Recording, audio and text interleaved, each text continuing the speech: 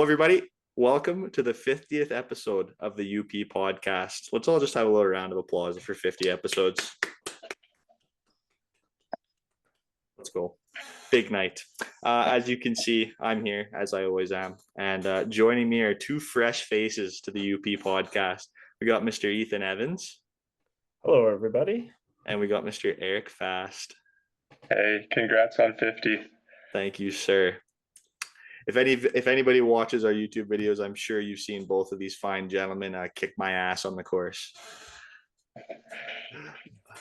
So yeah, first time on the UP podcast, boys. How you feeling tonight? I'm ready to get into it. Yeah. Hell yeah. And more likely Ethan Evans kicking your butt than me. I think the young stallion. The young stallion. Oh my goodness. I'm doing pretty good. I guess I'm doing better after Eric's just hyping me up out of nowhere. But I'm tired, honestly. Had class for the last 3 hours. Dreadful Friday evening class. So brain's a little bit foggy. But I'm here, happy to be here for the 50th episode, hang out with a couple of my good buddies and have a good time. So hell yeah. Glad to have you. We'll try not to keep you too long so you can get some sleep. Yeah, a little bit of pillow time wouldn't be the worst idea tonight. Yeah. Dude, a 3-hour night class on Fridays. What were you thinking? That's crazy. I had to do it's my last requirement for my last major requirement for my degree. And it's the only class they offer all semester. It's taught by a local professional here in Lethbridge who is working typical 9 to 5 Monday to Friday. So Friday's the night of the week that they decided to teach the class, which I don't know, it doesn't make a lot of sense to me, but you got to do what you got to do sometimes. Yeah, very true. Very true. Well, boys, we always start the podcast off with a nice drink review. And since you gentlemen are our guests, I'll let one of you go first. Okay. Ethan, what class are you taking? What is it? Business? Yeah, it's a financial management class. Oh, okay.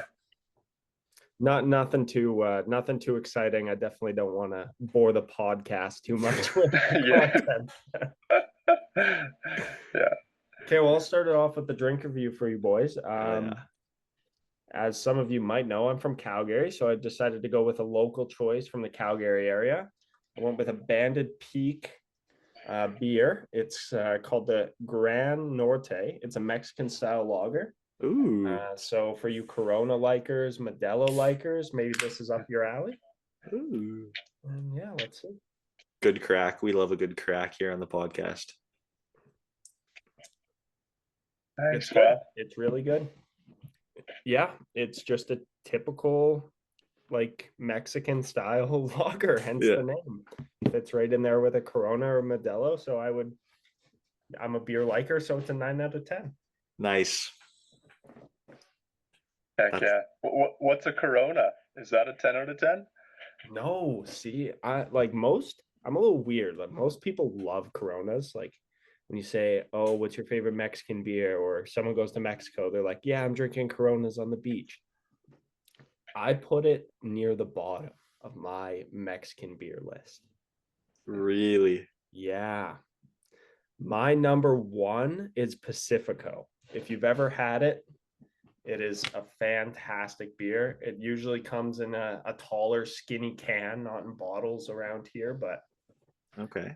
Yeah, that's my number one. Modelo's another good one, but yeah, Corona's not my favorite. Yeah, Corona and Guinness, I think, have the best non-alcoholic comparisons. They taste very similar. Yeah. Guinness is near spot on. I was on a non-alcoholic beer kick for a bit. Yeah. Anyways, I'm not drinking a beer, but I'm drinking what's that? It's a gin. It's a Bombay in a blue bottle. Looks like water too, so Just straight gin, you're an animal. Yeah, me and my friend, we had some gin and we had some wine last night. We went to the Cobo Town band. I was telling you boys about that, but they're kind of like a reggae band. at the German club. Yeah, it was pretty good. They were Nice. good. Yeah, they were great. Yeah. Yeah, the bass player was unbelievable. He was this guy with like long dreads and he was just slapping. Oh, that's awesome. Nice.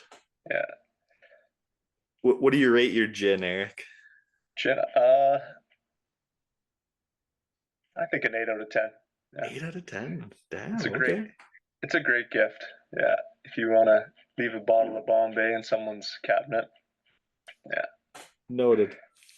Noted. All right. What about you, Wiz? Well, tonight I've got Medhat Brewing Burnside Blood Orange Ale. Oh, I'm a huge fan of the Medhat beers, especially their creamsicle one. So let's give this one a try.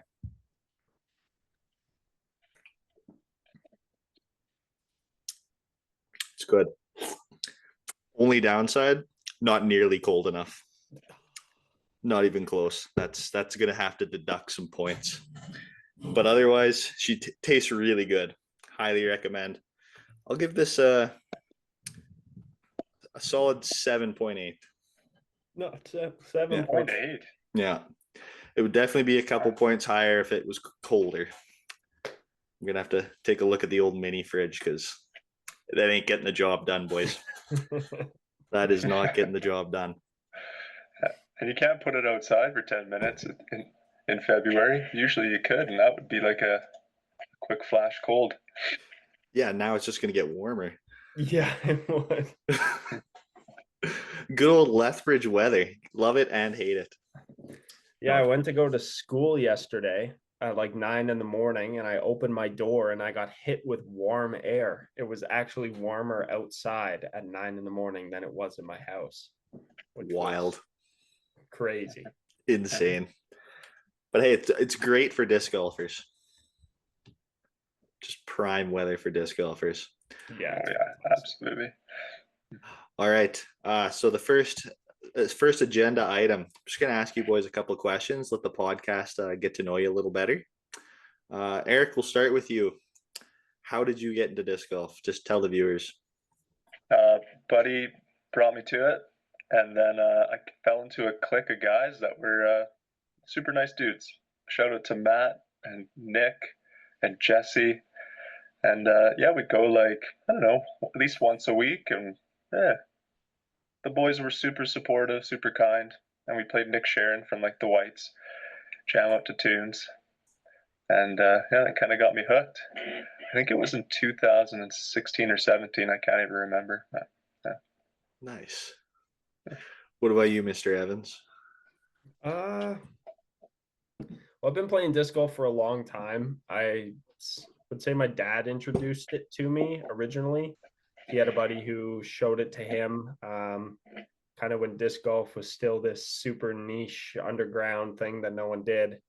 And my dad ended up passing it on to me when I was 13, something like that. And we just go down to Baker Park in Calgary and fling around the discs every once in a while. And it stayed like that for a lot of years until kind of COVID happened. And there was really nothing else to do. And me and a couple of my high school buddies, we all just picked up discs and started doing that every day. And I never really stopped. Nice. Yeah. Now one of Alberta's top players. I'd consider you up there.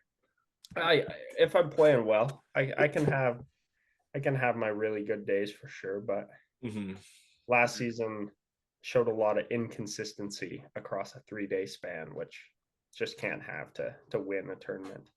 Yeah, fair enough. I know all about that. Next question. I guess we kind of answered that one already. We'll go with you first, Ethan. What's your favorite disc golf brand, and what is your go-to disc in the bag? Let's just go to it right now. I would say my go-to brand, as both of you know, playing with me, is Discmania, 100%. And I would say right now, one of my go-to discs is either this FD1, just like a nice stable 7-speed, or maybe just a an old Iron Samurai 3, which is one of Eagle McMahon's old signature series MD3s. And started out more stable than it is now. It's way more neutral, likes to get that pop up. But yeah, both of these are workhorses in the bag for sure. Nice. How long has that Iron Samurai been in the bag? Since my first, I bought this the first time I ever played Spring Runoff, which would have been Spring Runoff 21. Okay, so quite a while. So it's been, yeah, coming on 5 years now. Damn. Nice. Irreplaceable, I bet, eh? Have you figured out a way to get a duplicate of it? I mean, I would say like off the shelf, you could probably grab an MD1, something like this, and it would probably fly pretty similar, just based on how many trees I've hit over the years and how worn in it is. But I don't know. There's always that sentimental value and that confidence that comes from holding a special disc that you really trust, and replacing that would be really hard. Yeah, for sure. Yeah. What about you, Eric? What's your favorite brand and go-to disc? I think Castoplast is becoming my favorite brand. Really? Yeah, I love it. Every time you buy a disc from them, I feel it's pretty consistent, you know. Yeah, like the feel of the plastic. It's like a star gummy plastic, which I really like. Yeah. Okay, what about the And Berg? Are you a Berg lover or hater? hater. I Okay. hate the Berg. Good. Yeah. Good man. Yeah. Are we all Berg haters in this chat? Absolutely. Okay. I like it. Yeah. There's a guy that putts with Bergs. Can't believe it. He almost won. He was like one of the top places in spring runoff last year. Really? Yeah, I was like, what in the heck? Yeah, like Castoplast, it's growing on me. Yeah. Huh. Yeah. Interesting. What's the go-to disc in the bag right now, Eric? Go to probably the Compass, I'd say. Yeah. You've always been a pretty big Compass guy, eh? Yeah. Yeah. At least as long as I've known you. Same with me, as long as I've known you. Yeah. Yeah. I think I've lost probably 10 compasses in my day. Holy I think I have one left. Oh no. Maybe two, yeah. But one I don't throw, one I got from a good buddy. So it's a retro white Compass. Ooh. Too much stays on the shelf. Nice. Too much sentimental value with that one. Yeah. Gotcha. Exactly. Gotcha. All right. Last question I have for you, gentlemen. What are some of your other hobbies? Something outside of disc golf? Eric, kick us off, sir. Oh man, I've been into Ableton. Have you guys heard of Ableton Live? No. I've been doing it about as long as I've been making or playing disc golf. I've been making music on it. It's a fantastic pastime. Ooh, cool. Get these like synthesizers, you turn these knobs, and I don't know, you make sounds and you make chord progressions and drum beats and put it all together and try and make a song. Cool. You have an Instagram account with a bunch of the songs you've made on it, don't you? Yeah, I did. I deleted it. Yeah. Oh, did you? I was death browsing on Instagram. I was just like, I put it on to kind of hear what the songs would sound like on a phone speaker. Yeah. And before you know it, I'm just spending an hour a day scrolling through Instagram. So you don't have Instagram at all anymore? Yeah, I just deleted it. Really? Yeah, when you delete it, it says like, "Are you sure?" You can just put like a 6 or a 2 month like ban on yourself, so you can't watch Instagram for 2 months. And I was like, "No, take me off altogether." Wow. Interesting. They really want to keep you on there. Holy shit. Yeah. Yeah. Most people have, what is it called? Remorse or whatever. Mm-hmm. They click on they want to delete it, but then it kind of. Yeah, you're like, oh, maybe I'll come back to this. Yeah. It really is one of the most addicting things out there nowadays. Dude, like, even myself, I can sit there and just doom scroll on reels for an hour and a bit. I literally got home from work in the gym today, sat on the couch upstairs and just started scrolling. Didn't like even notice what time it was until I heard someone walk in my house, and I wasted a good hour sitting there. Yeah. Just, I'm bad for that. I'm really bad for that. You I feel think like we I'd, all are. yeah, Lots of guys Oh yeah. are. Oh Lots yeah. of girl. Everyone in our age classes is pretty bad for that. yeah, yeah. Mr. Evans, what do you do in Yeah. your off time outside of disc golf? I am kind of just outside all the time. All my hobbies kind of revolve around outdoors, hiking, camping, fishing, hunting. That's if I'm not playing disc golf or not at school or work, I'm usually outside doing one of those things. Oh yeah, Yeah. hell yeah, love being outside. I mean, I might have to get you to teach me how to fly fish this summer. You should absolutely get just a basic rod from Canadian Tire, Bass Pro, something. Spend Mhm. $150 or whatever, and I'll take you out. Like, Perfect. Evan's a big fly fisherman as well, and we're Yeah, trying to expand that circle a little bit, get a couple more of the boys into it. It really is a great time. yeah. It looks like fun, and I keep meaning to go fishing more, and it just doesn't happen. But I do really want to learn how to fly fish, and yeah, I think you boys are definitely the ones to teach me. We're super fortunate in this part of Canada. Um, Fly fishing is the predominantly best way to fish all the rivers. Mhm. And if you're not fishing the rivers, then it's really hard to go fishing if you don't have your own boat. So fly fishing has been a great way to kind of get introduced to fishing and really find success in the mountain streams and rivers around Lethbridge and Calgary. Yeah, you It's would. it's one of the only protein sources all year round too, right?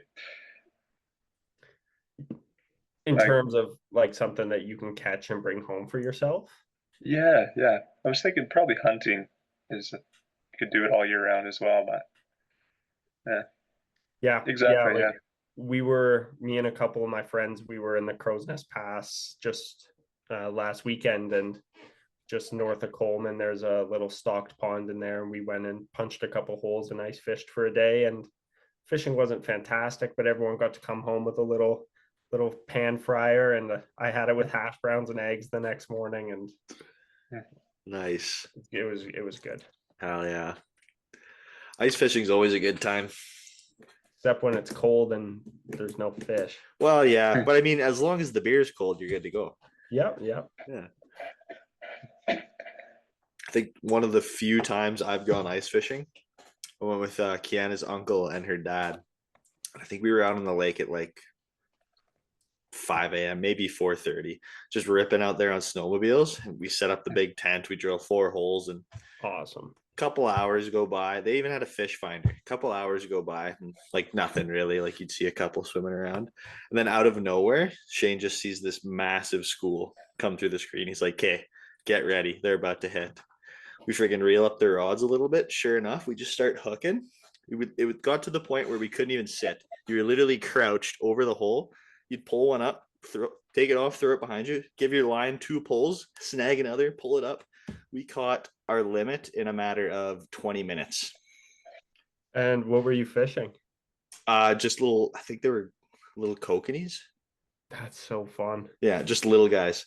But like, I think you were allowed, I want to say like, I can't remember the specific limit. It was like 15 or 20 a person. Wow. And we literally caught our limit in 20 minutes. That's unbelievable. It was insane. And after we caught it, we kind of all get out of the tent and kind of stretch. And there's like probably 6 other guys standing around. And it's like, what, 6, 7 a.m. And they're all just chilling. And they're like, yeah, so noticed you were here when we got here. How's it going? We pull the tent up and just fish everywhere. They're like, holy fuck. They were in awe. It was awesome. That was Cleaned up the whole lake. Dude, that was easily one of the most fun times I've had fishing. It was great. That is awesome. Mm. Fishing really is one of those hobbies. Like when you're catching fish, it's really hard to beat it. Yeah. And then it takes a while until you can start enjoying those days when you're just not catching anything. Yeah.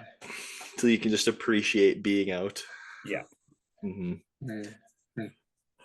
Yeah, I did. We used to do a big salmon fish up in northern BC on Babine Lake every year when I was young. Hey, no way. That I was fun. we used to fish Babine Lake as a family every summer too. No way. Yeah, during the sockeye run. Yeah.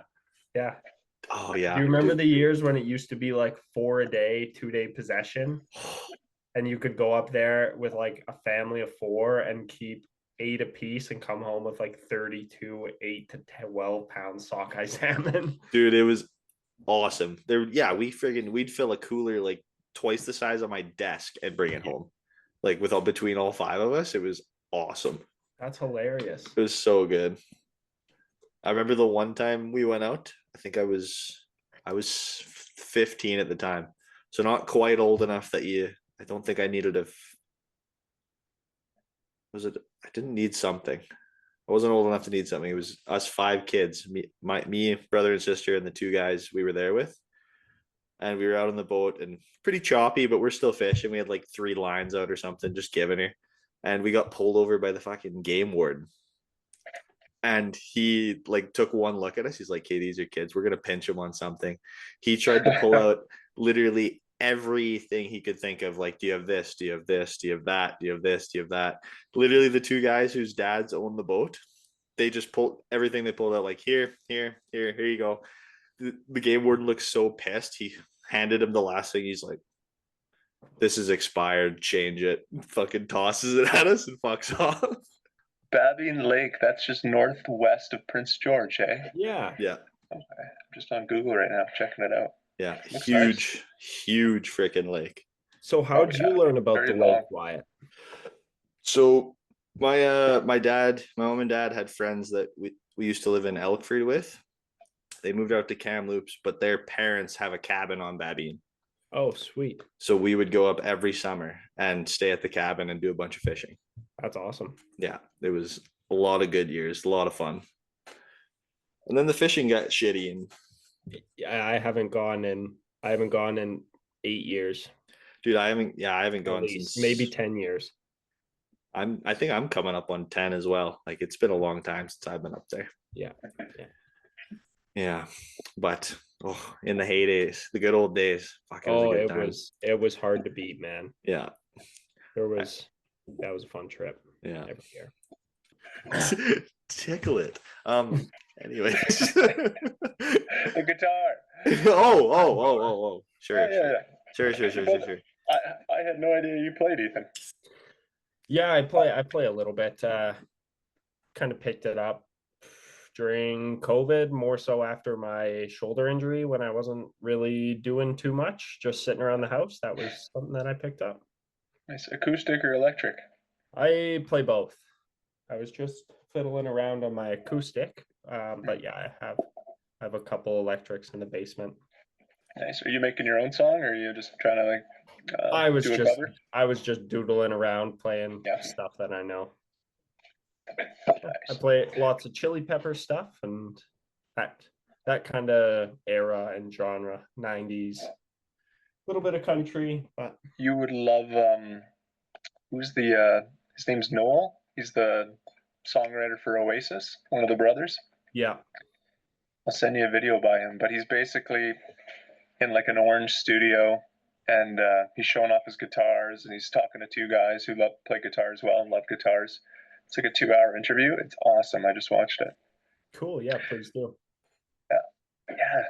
He Noel, he wrote all the songs for Oasis. Fucking brilliant guy. Yeah. And really fun to listen to too. He's a good storyteller. See, Eric, maybe you can explain it to me because I never really was old enough to understand it. But what's the whole lore behind Oasis and them like blowing up and stuff like that?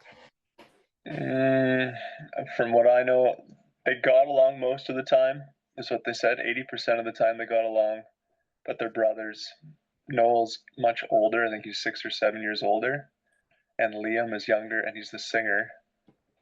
So, I don't know, you make a song that's like Wonderwall, and you become world famous, and you get thrown millions of dollars at. Use your imagination, right? Like, fights are going to happen.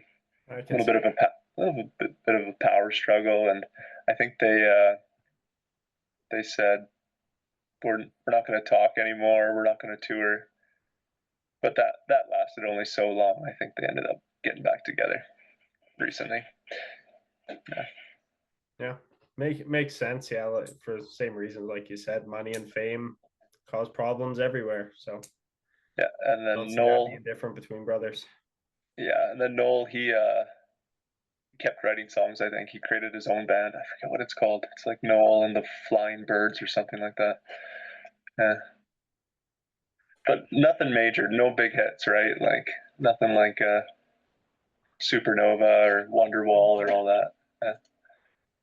It's probably enjoyable for him now after so many years of large venues and world tours. It's probably nice just to settle down and go play a pub or a small stage or something local. Yeah. Well, did you like small would be an arena, you know? Yeah. I'm sure the name is popular enough to sell lots of tickets. Oh yeah. Yeah. Cool. Wyatt, you told me over the summer you were thinking about picking up the guitar. Have you done that at all? You know what? I'm looking at the guitar I have right now. I still have yet to even attempt to play it. It's still got June's dust on it. Yeah, pretty well. Yeah. Well, no, I had to move it recently, so the dust at least fell off. Okay, well, Yeah. new dust is good. Yeah. But it is still just another thing that I said I wanted to do, and I just haven't done it. Too busy Well, scrolling Instagram. If you ever want to learn a basic song, let me know. I can give you a lesson. Perfect. Teach me how to fly fish. Teach me how to play guitar. You're my guy. Evan is also a guitar player, and he's really good.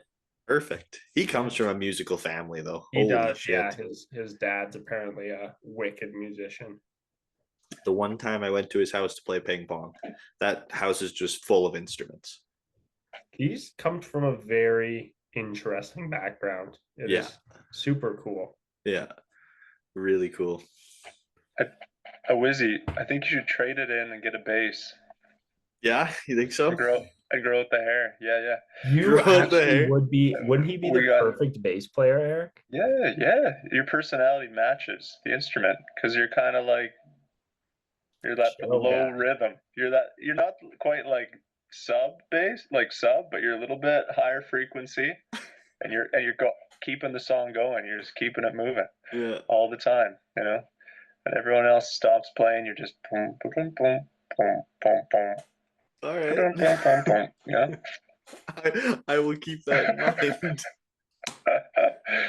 We already have two guitar players. I play the drums. We can make a band. If the disco thing doesn't work out, you know? That would be sick. Even if it does work out, we might as well. Eric, do you have any experience playing drums?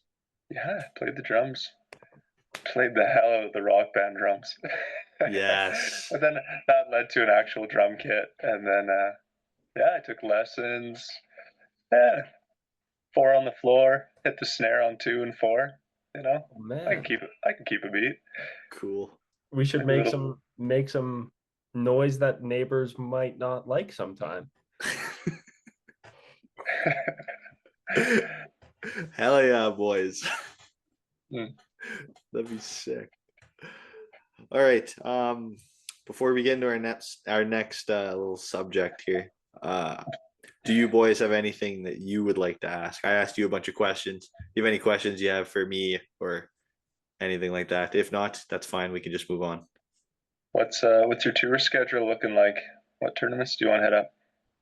Dude, you know what? I was talking to Nevin about this. I've been slack assing. I haven't even sat down and like looked at what I want to play yet. I know Falcons Flight's a given. UP doubles a given. Yep. Sign up today. Registration's open. I think I definitely want to do the Canmore tournament this year. Sounds like a lot of people are going, and I'm thinking I would really like to go. And then Elkford's pretty much usually a given.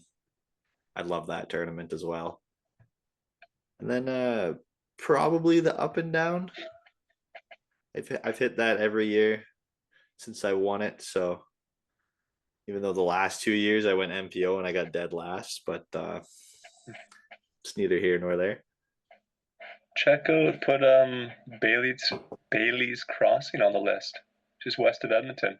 Yeah, Edmonton Open. Edmonton Open. Yeah. Right. Yes. I actually did. I was thinking about that one too. That's another course I have never, that course in Canmore, never played. Yeah, I reached out to Thomas German or German. Mhm. Yeah. He's got the course record on the course, and he's like, man, you got to check it out. It gets better every year. They're like fine tuning it. Yeah. So, and it's the fourth best course in Alberta, behind Aspen Meadows, 2 courses, in Canmore. No I don't way. know how I don't know how those rank up. I think maybe Aspen East is first, Canmore second, and West is third. Yeah, probably. Bailey's, I think, is a strong fourth. Yeah. Cool. Yeah. Very. 2 par 5s, bunch of par 4s. Like, you don't need to be a power player. You just need to be hit a lot of lines. Yeah. Smart golf. Yeah. Seems fun. Cool. Well, that might get added to the list too. I think I said I haven't looked yet. I think I just listed off about 6 tournaments that I want to go to. So Yeah. When is doubles? When is the UP doubles? April 18th. I think it's on here. Should be. Should be on Disc Golf Scene. No, man. I don't think it is. Eric, don't do this to me. I'm on it right now. All events in because I'm in Alberta. Yes, there you go. BC, brother. That's good right. old Spirewood, BC. Hmm. Also, if anybody's listening and they want to come to this tournament and they don't have a partner, we made a Discord channel this year. Link in the description to figure out how to get into it. If you don't have a partner, go to that Discord and just let people know you're in there. Find a partner. Simple, easy. Everybody can come. Nice. Have you put it on the Windy City Discord channel? No, I haven't. Yeah, you should. That's like the new happening channel for Lethbridge, anyways. Yeah, James started that up, and it's pretty active. Like, I don't know, it's something's put on there every day. Perfect. I will definitely put it on there. Yeah, and this is 3rd year, right? 3rd year that you ran the tournament. 4th. This will be year number 4. 4, booyah! The 4th Nice. annual, baby. Heck yeah! Yeah. It's just gotten bigger every year. So this year, I'm hoping it'll be big. Sweet. Yeah. I think I went to year 2. I think so. Yeah. Yeah, with Ben and Nevin and Greg. Yeah. Yeah. Yeah, that was good. That was a good year. I mean, last year was probably the best year, but Last year was pretty fun. just saying. Just saying. Just saying. Just saying. Look at that. It's a pretty sick trophy, let me tell you. Nice. Yeah. Hell yeah. Here's a question for you, Wes. I don't know, it's kind of a fun question. Thinking of just pro players, I'm going to give you 5 categories here, and I need you to choose a different player for each category and build the best disc golfer. Ooh. So your categories are power, accuracy, putting, creativity, and clutch. Ooh, nice. Nice. All Well, right. power, you're going with Ethan Evans for sure. The man has power. I would say probably Anthony Barella in that category. See, personally. those were my 2 choices, and I was having a hard time deciding between the 2. I guess I'd have to give a slight edge to Anthony Barella just because he can throw 800 feet. I haven't seen you throw that yet, but I'm sure I will. Maybe if I go get like genetically modified somewhere, add 4 inches to my arms or something. Yeah, there you go. Like a stretching machine. Yeah, just pull me out this way until I'm 6 to 8 wingspan. Medieval, yeah. Yeah. Okay, so we had power. I'm going Anthony Barella. Yeah. You said accuracy? Was that one? Accuracy, number 2. Accuracy. Yeah. Who is the most accurate? Think. Oh, that's tough. It is tough. It's a little bit of a broad category. It is, yeah. Yeah. You know what? Yeah. I'm gonna take Kale LaVisca. Nice. Okay. I'll Yeah. throw Kale LaVisca in there. What was the next one again? Putting. Putting. Oh, you give me Ricky Wysocki. Yeah. Like Mm-hmm. one of the best to do it. Either him or Paul. Yeah. Yeah. It's got to be. Number 4 is Mhm. creativity. So this can be in terms of shot style or maybe disc selection. Maybe you see a guy pull a weird putting stance out on the green.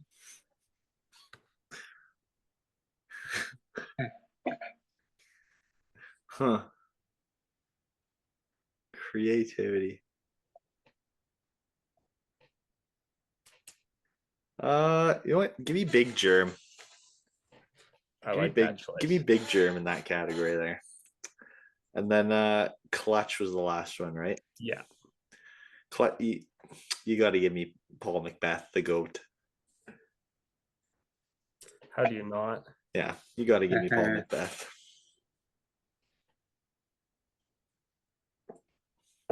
That's a pretty solid disc golfer, if I do say so.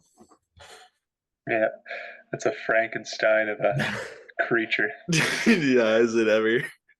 The mind and heart of German Paul. Yeah. The right arm of Anthony. Yeah. The raptor legs of Ricky Wysocki. Yeah, just the celebration twitch, from Ricky. yeah, Yeah. the fine twitch muscle fibers in the fingers and wrists of Ricky. Yeah. Jeez. Yeah, that's a. Did you see that video where Ricky Wysocki's like, I'm gonna bring some coffees to the boys at Latitude, or what? I don't even know what company he's sponsored by now. But he's showing up to the warehouse. And he's bringing coffees and donuts to the people that do the sales and do the shipping and whatnot. Yeah. Once a year he shows up and he brought him coffees and they're like, oh hey Ricky, whatever. And then he sees Kale LaVisca and Kale's like, man, I already brought him coffees and donuts. And it's kind of funny. Like Kale showed up before him and did the same thing. Nice. I'd have to say though, Kale is probably like the coolest. Like he's a very cool guy. It's cool. I would love to play around with Kale. That would be he's cool. He's kind of up there with like the Nate Sexton, like dream guys to run into and play around at a course. Yeah, that would be sick. Yeah, I'd be kind of nervous if I ran into like Cupcake and Anthony Barella on the course. I'd just be getting chirped the whole time. Cupcake? Who's Oh, I think I know who Cupcake is. I'm pretty sure he's still a touring pro. He's hanging around with those guys all the time. They make a lot of content together. He's a good player. He's got a lot of power. Yeah. I couldn't imagine playing with those guys. I'm out there just giving it my all, throwing a solid 400, and then they're throwing a putter farther than that. Yeah, AB grabs a Luna and throws it 500. Yeah, like, well, I'm quitting. See you later. All right, boys, what are your disc golf plans? What tournaments are you guys hitting? Let me know. Let the people know. Okay, I'll tell you the list. Yeah. It's Pot of Gold's the first one. Mm-hmm. April 25th. Oh, I should go back to the UP doubles. That's in March. But I'm on the Alberta disc golf scene. It's in April. April 18th. It's the April week 18th. before, right? Yes, sir. Okay. Then after those two, I'm going to go to the Big Bear Classic. Matt Riordan's tournament. Haven't been there in I think 3 or 4 years, so excited to go to that one. And then it's going to be the Wolfpack Classic in McGrath, kind of a smaller version of Pot of Gold. Mm-hmm. And then the Edmonton Open, Bailey's Crossing. Nice. And then finish it off with Aspen nice. Meadows. Yeah. That's a solid list. Yeah, trying to go to all these the best courses in Alberta, but tightly wooded, shorter style courses where maybe power isn't such an advantage. You need to be more of an accurate thrower and a good putter. So, yeah. And then I think a lot of these tournaments will have a pool of like a list of 20 to 30 MPO players. So, if you cash, maybe pay for your weekend. Yeah. Like a solid division, right? If you're like on league card, you're feeling good about yourself. Yeah. Some fun stuff. Nice. So I just had to make a quick list here just to put everything on paper. Eric reminded me of a good one, Gold. That's around the Lethbridge area, so I'll definitely be playing in that. Then the UP doubles tournament that I guess comes before Pot of Gold, but you and I have to go defend our championship there, so I'll definitely go out for that. Looks like the next tournament isn't until the Big Bear, which Big Bear is one of the best tournaments run in the province. I'm super excited that you two are both considering coming, because Evan and I have been frequent members there for the last 4 years, so it'll be fun to have you guys along.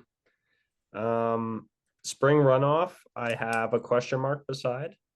Just depends, like with it being moved to a long weekend now, that really becomes a larger commitment than many years in the past. So if there's family stuff going on or a trip potentially, then I might not play that. Edmonton Open is another one here with a question mark beside. I just never considered it, and if it works with my schedule, I'll definitely go out there. And then probably my favorite two tournaments to end it off are Lost Egg and Falcons Flight, Aspen Meadows. Hell yeah. So I will hopefully go to both, but definitely go to one of the two. Nice. Boys, I'm liking what I'm hearing. It sounds like we're planning on going to a lot of the same tournaments, so that'll be fun. Yeah, it's good we're talking about it early on. Yeah, I like it. This is going to be a good year. This is going to be a lot of fun. A lot of beers will be consumed. Absolutely. Assuming that we aren't sitting in 1, 2, and 3 place. If I'm being honest, regardless, I will have a couple beers.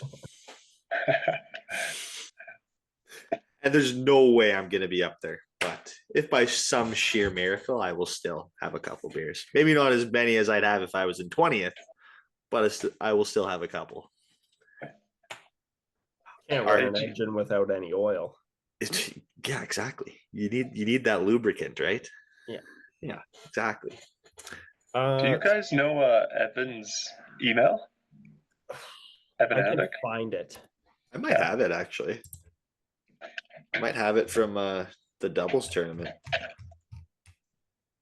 Here's a quick question for you guys. I'm just looking at the weather here. Are you both available Sunday morning? Sunday morning. I might be working on Sunday. I am actually going to Calgary tomorrow with Kiana for the weekend. Yeah, so I will unfortunately not be here this weekend. That is all right. But next weekend? Yeah, it looks like it's warming up. Next weekend, I have Friday and Monday off. Nice 4-day weekend, and Kiana's up working, so just straight disc golf. On the 13th and the 16th off. Nice. Yes. Yeah, I'll be more open next weekend. I'm going to pick up a night shift tomorrow or a day shift on the 8th. So, hey, 12-hour Eric, shifts. do you work on Thursday the 12th? No, I'm off. And Wyatt, what time are you done? Should be 3. I do have basketball at 7, so if I get off at 3, I can go for a round. But okay. It all depends if I have to stay late. I'm putting in a lot of OT with this new job. Fair enough. Mm-hmm. Okay, we'll circle that on your calendars. Maybe we can all get out hopefully around 3:45, 4 o'clock. Hell yeah. Sounds great. I'm itching to get out there and play more. Yeah, yesterday, like I was talking with Eric and Evan about it. I really hadn't thought about disc golf in the last couple months. It's nice just not to for a little bit and enjoy other aspects of life. But yesterday got me thinking again, and I thought about it all night, thought about it all day today, and I think I'm hooked again. And the season is starting. Oh yeah. Yeah. Love to It's hear it. looming. It is looming. It is for sure. All right, gentlemen. To wrap up this podcast, we're gonna do a top 5 snake draft, as we have been for the last couple episodes. For the 50th edition of the UP podcast, our top 5 draft tonight will be top 5 disc molds. Okay. All right, now, so we all have to be able to pick what when we're drafting our number. So, since you two are the guests, I will let you two have first pick. I am thinking of a number in my head between 1 and 10. Whoever gets the 7. closest will get the. Okay, Ethan. 3. All right, it was 4. So, Mr. right. Evans, you get your selection of where you would like to draft first. Okay, so you're just explain to me the rules one more time here on the snake draft. Okay, so you're gonna pick a position. Like you can pick either you're gonna draft first, second, or third. Yeah. What's gonna happen is the first person will draft first, then second, and then third gets 2 picks, and then it'll go back to the second place. Then first will get 2 until we all get 5. Sounds good. Yeah. And So we're picking discs or something? We're picking molds? top 5 disc molds. We're just trying to make the best list here. So, Okay. Mr. Evans, where would you like to draft? I will take the first overall pick, All right. and I am going to use that pick on the disc with the most sales, I believe, all time, but I know for the last couple years, the Innova Destroyer. Mm, Yeah. Figured that was gonna go one. classic. All right, Mr. Fast, would you like to draft second or third? I'll draft third. Third? All right. So, And I just I'm- registered for the UP doubles. who's your partner? Evan Anvik. Yeah. Hey, let's Nice. go. Let's. He doesn't know it yet. He doesn't know yet, but he's coming. Yes, I love it. Throwing him in the van. Oh, poor Nevin. Putting him in the baby seat, strapping him in, giving him a bottle. I love it. To that a guitar. Play me some Red Hot Chili. All right, with the second pick in the draft, Mm-hmm. I am going to take the Innova Firebird. Oh. Okay, we're pretty much set, hey? We just need a... You get 2 picks now, Mr. Fast. 2 picks. Okay. I think it makes sense to go with the putter, but I think I'm going to go the opposite route. We got a classic 12-speed, and we got an overstable 9-speed. Great disc, Firebird.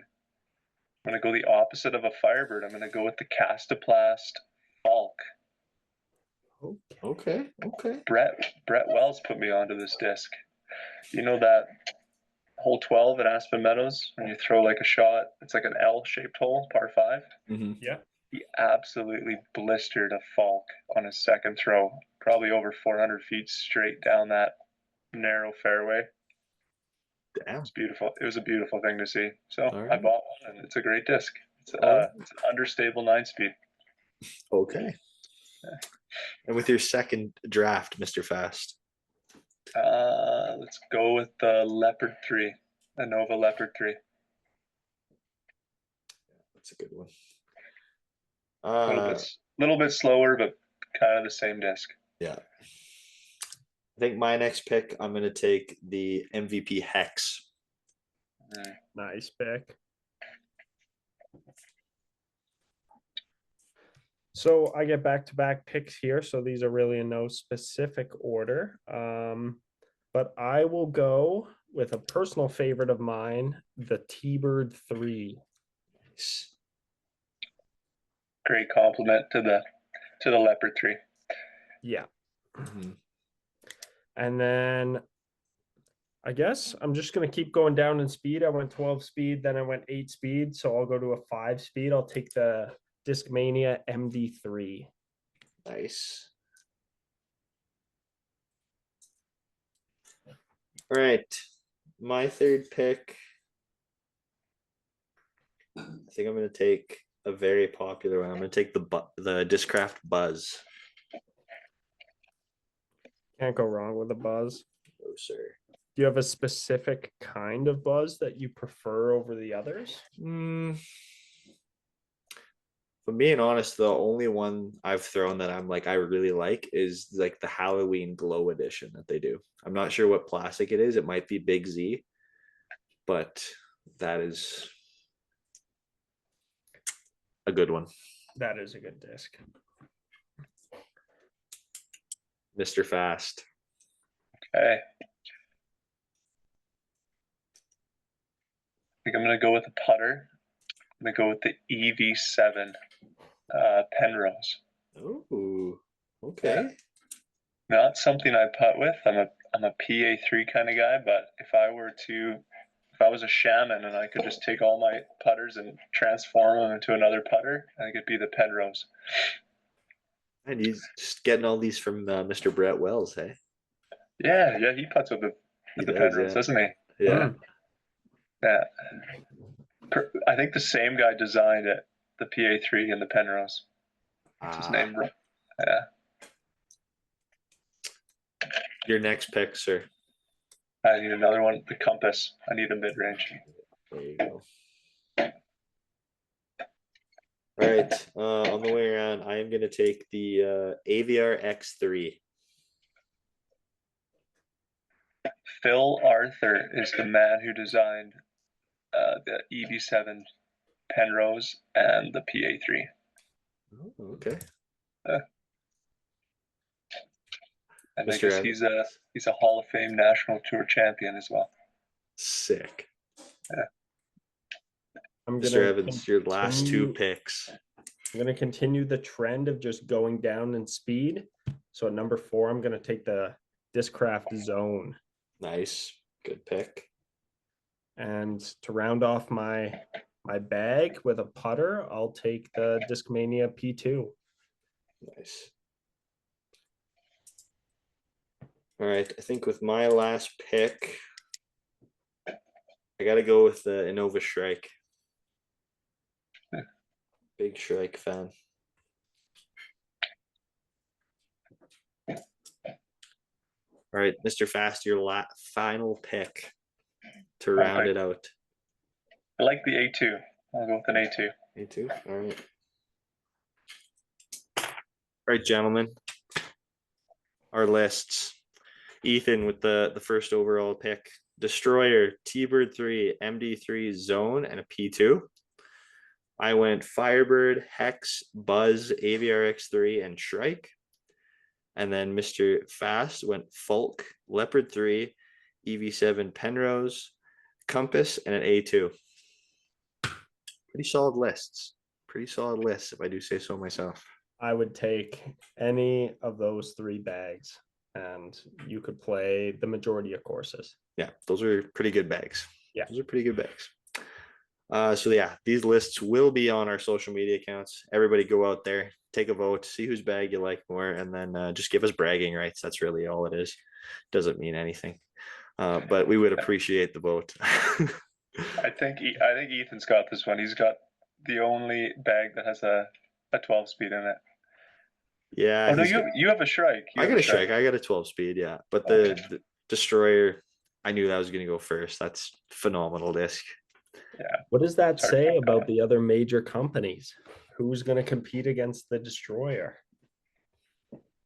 I think the Enigma's pretty close for Discraft. Yeah. Yeah. It's pretty close. I think it's a Shrike top and a Destroyer bottom or something the opposite. That sounds about right. These DD3s are pretty good too. That is sick. I do like those. Speaking about a DD3, I got one for you. Check it out. Ooh. Mr. Fast is always coming up with the goodies. Oh, that's sick.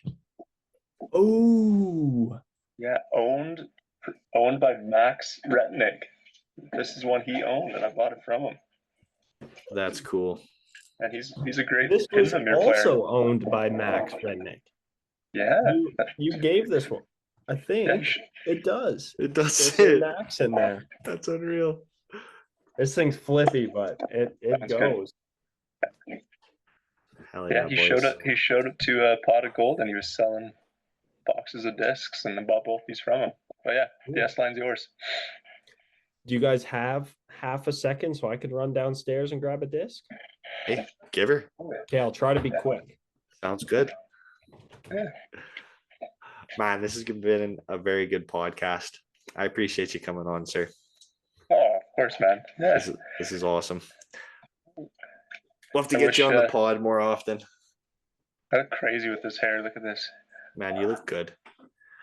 You look damn good.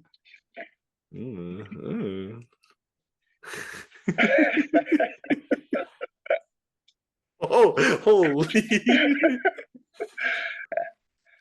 All right, Mr. Evans, what do you got for us?